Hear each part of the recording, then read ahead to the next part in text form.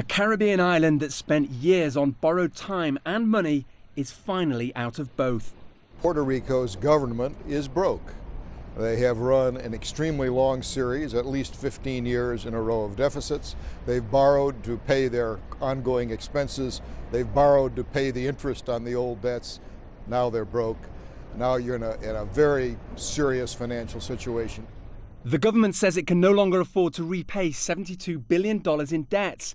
It also can't afford to cover $45 billion in pension liabilities. And that debt pile is forecast to grow by nearly $30 billion in the next 5 years. Unlike mainland states, Puerto Rico can't declare bankruptcy to wipe the financial slate clean. A bailout has also been ruled out. The US government is now considering taking the reins through a financial control board, used to rescue bankrupted cities like Detroit and Washington.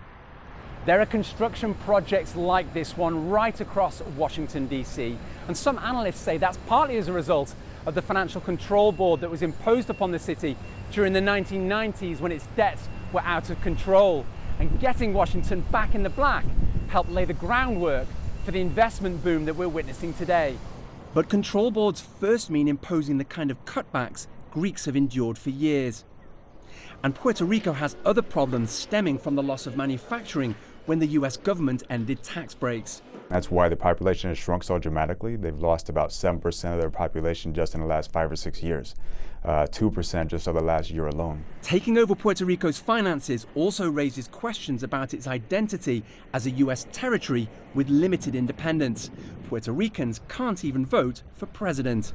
There's a big portion of the population of Puerto Rico that is more of an anti-colonial movement, as they will label themselves, and they really don't like having any authority from the U.S. over Puerto Rico. They would like to become independent. Ultimately, the toughest decision is likely to be who loses: investors who bought the island's debt or Puerto Rican pensioners and public service users. There are going to be losses, and there will be a big negotiation around how the losses are shared.